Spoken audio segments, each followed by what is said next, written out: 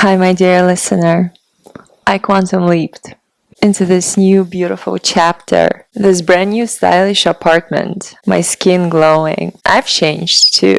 I'm pretty sure you can see a glow up in me as well. That is how it works. When you upgrade so many things at the same time significantly, everything upgrades as a result. And today, my dear beautiful goddesses, I want to take you back to where it all started, back to the essence of your life. And I hope this episode helps you to get one step closer to becoming best friends with your vagina. We cannot be having a conversation about you reaching your highest potential if you're still out of touch with your pussy. If you still get triggered when you hear that word, if you still feel that this is a taboo and something that shouldn't be discussed so openly, if you still think that there is something wrong with it, then this episode is for you. Welcome to the land of taboos. Take a seat, get comfortable as I open up this deep, sensual topic of female pleasure, because pleasure is our birthright.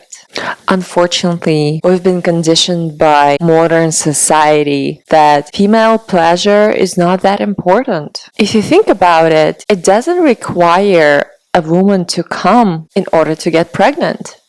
But it does require a man to come. So female pleasure is not there for the purpose of procreation. No, there is a more sacred and deep meaning to that connection within you. That's where your power lies. That's where your fire lives. That's where your passion for life lives. And if you're living your daily life out of touch with pleasure, you're not living like a woman. I'm surprised that even in 2025, female sexuality remains a taboo. But the times are changing, and more women are reconnecting with their bodies, reconnecting with their pleasure, learning about their pleasure, rediscovering themselves. And if you haven't started doing that, this is your sign. If you want to be living this life like a woman because you were born in the female body, I suggest you take advantage of it. Stop living like a man, because what you've been doing, denying yourself your pleasure, you've been living like a man. You are pleasure deprived. And when you are pleasure deprived, your feminine energy is not flowing. There is no juice. We need the juice. It doesn't matter what culture or religion you're coming from, all of them at some point suppressed women and anything that is pleasure related and made us believe that it is shameful to even think about those things. It's embarrassing to talk about it. It's really bad to explore your own body. How many of you were told when you were a child that you shouldn't be touching yourself down there? And it's a very bad thing to do. Guess what? Some of you are still following that rule and therefore lacking pleasure in your life and blocking your money flow and struggling to find a partner who will fulfill your needs. Right now, what are we gonna do? You're gonna take all that bullshit that you accumulated throughout your life regarding female sexuality. We're gonna take a deep breath in and we're gonna exhale that shit out. We'll do it one more time. All the limiting beliefs that your teachers, your parents, your friends, society has ever taught you about your pleasure and your sexuality. Inhale and let it fucking go once and for all. And now we're gonna start learning from scratch, from the beginning. Please promise yourself that from now on, every day, you consistently will be taking one step to becoming closer with your vagina. Here's the first thing that you're gonna do. You're gonna sit naked and you're gonna look at your vagina. Play around with angles. Look outside, look within, explore it. It's a piece of art. And if you are uncomfortable doing that, you're going to promise yourself that you're not going to give up until you feel comfortable. Whatever resistance you have, we need to get over it. No matter how long it takes, no matter how many times you have to stop and come back to it, you will consistently do it. And every time you look at it, you're going to give it a compliment. For example, you can say, "Hi, gorgeous. Look at you. You're looking fabulous today. You're the most beautiful thing I've seen in my life. I admire you and I respect you deeply." Start doing this daily, and I guarantee the way you feel about yourself will start changing, and your life will start changing as a result of it. I know it for a fact that the way we feel about ourselves is directly impacting the kinds of experiences we are attracting in life. I've seen it so many times in my experience. When I felt good about myself, when I felt confident, the rest of the world was becoming nicer to me. People were noticing me. I was getting unexpected gifts. I was getting surprises. I was getting compliments. All it took was a change in the way I felt about myself. Understand, you can't fully embody the divine goddess if you are completely disconnected from your own pussy, from your breasts. When was the last time you massaged your breasts? That's another incredible practice that I learned through Tantra. Our breasts are the extensions of our heart. When you are massaging your breasts, you are activating your heart, but also you're activating your pussy. Every time you are going into self-exploration of your body, and I highly recommend you start doing it on a regular basis. You begin with a breast massage to activate yourself, to connect your heart with your sexual center. Because that's what Tantra is about. Connecting your heart with your sexual energy, aligning them. So that becomes your inner compass, your unstoppable intuition that helps you make any decision in life. Another thing women have been programmed to believe is that our pleasure is our partner's responsibility. My dear, beautiful goddesses, it's not. Your pleasure starts from you. And if you've never explored yourself, if you have no idea what kind of touch you prefer, where on your body you prefer it, what turns you on, what are your kinks, how are you expecting your man to deliver it? The real maturity as a woman comes when you are so aware of your entire body and what exactly rocks your boat.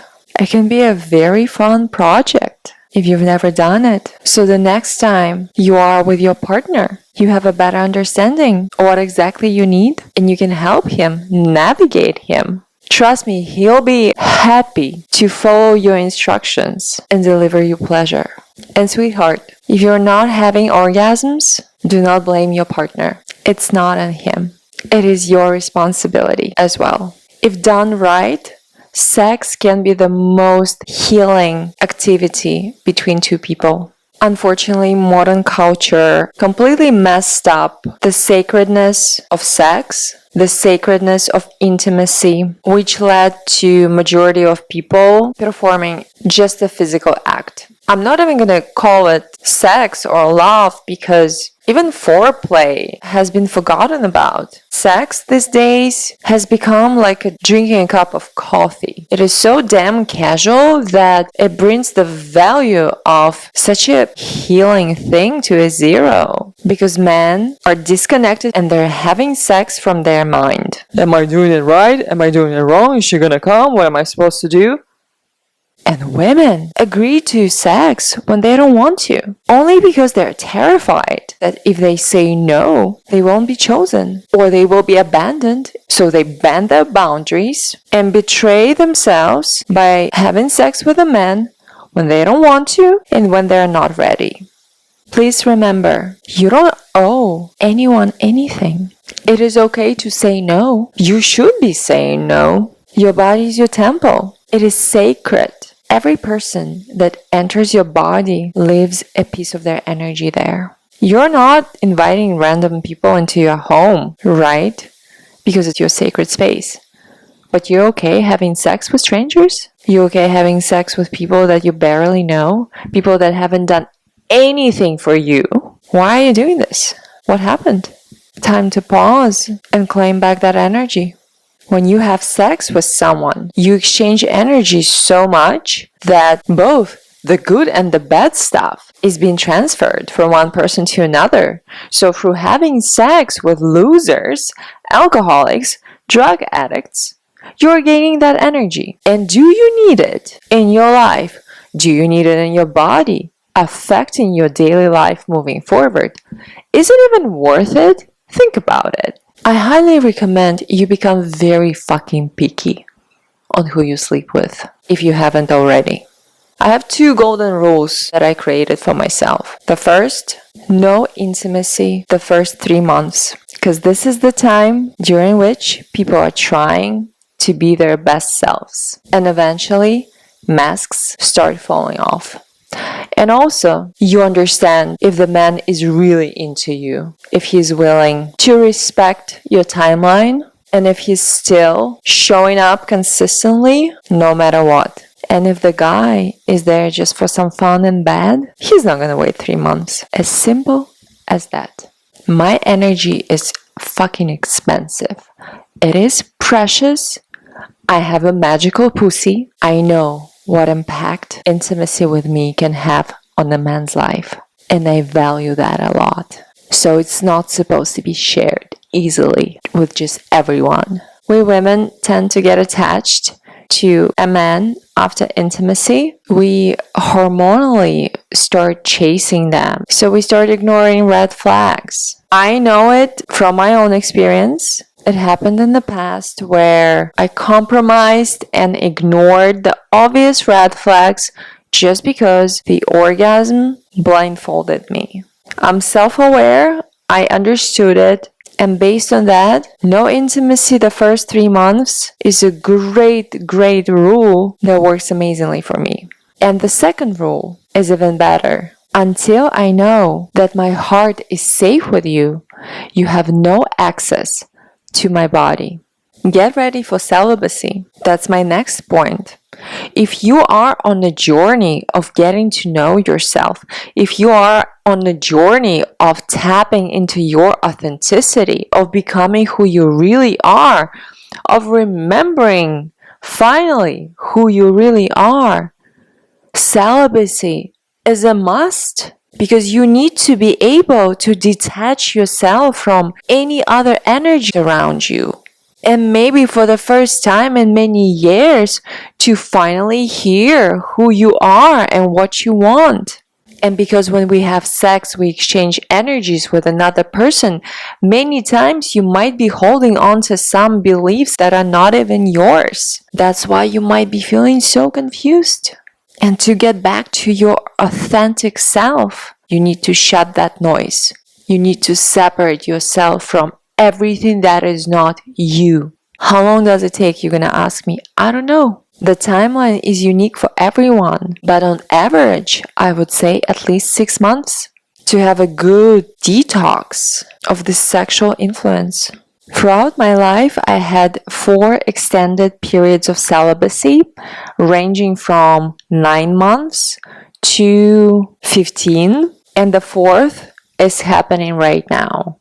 I'm on the 7th month of a celibacy, and honestly, I'm loving it. For me, as a person who's transforming non-stop, celibacy is a part of integration of the previous relationship or previous connections that came into my life, karmic connections in a lot of cases. And it is mandatory to process that and put everything in place, organize stuff, learn the lessons. And you can't really do that without being celibate, because otherwise you will be distracted by other energies around you. I remember my tennis coach asked me, so what, you're just not gonna sleep with anybody until you meet the one? Fuck yeah. At this point, purely physical sex does not matter to me. I'm not gonna enjoy it. Most likely, I'm not gonna come. The circumstances of dealing with energetic baggage from another person will be miserable. So, it's not even worth it.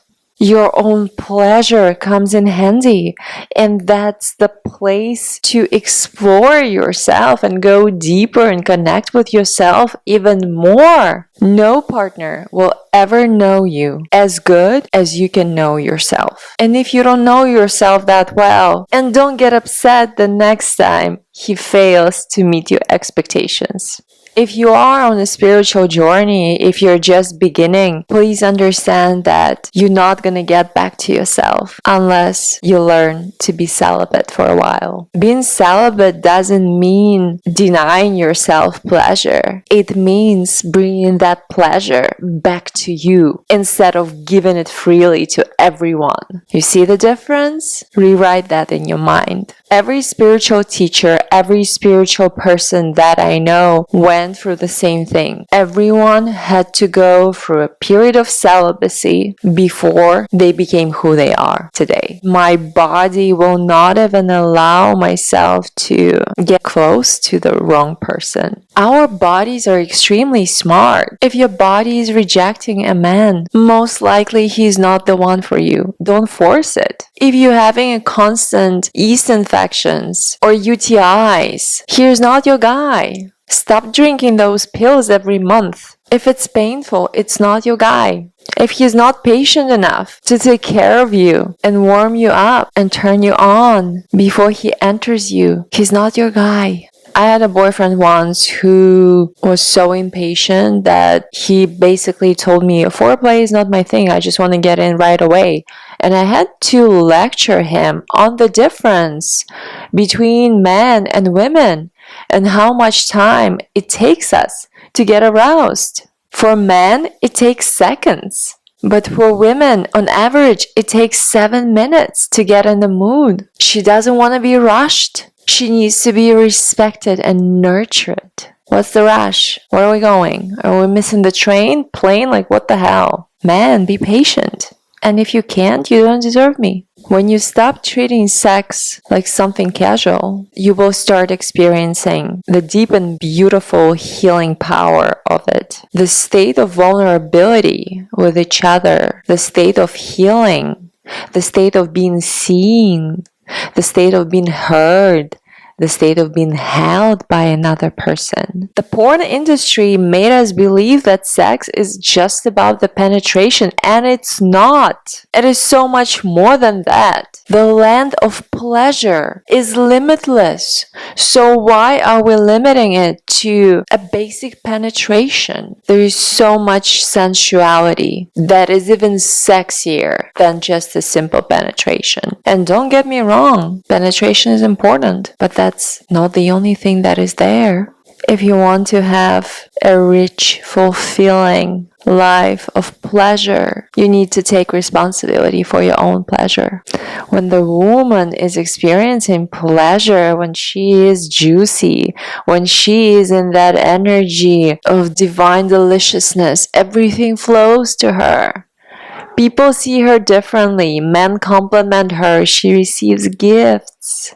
Why are you denying yourself that? I think it's about time you flip the switch and allow yourself to experience it. Show yourself love. Show yourself respect. And remember your worth. And never, ever, ever settle for anything less than you deserve. Know your worth. Speak your boundaries. And trust that the partner that you're seeking is also seeking you. And sometimes to have the best sex in your life, you have to say no to 100 partners that are not a match to you. And just know that in the end of the day, no one gives a shit about bad sex. So do yourself a favor and decide that from now on, that shit doesn't exist in your life. It's only quality, it's only respect, full acceptance, and full relaxation. Being in the moment, being in your body, being seen, and being loved. Here's affirmation for your week ahead. Pleasure is my birthright, and I practice it every day. I love you. Until the next time.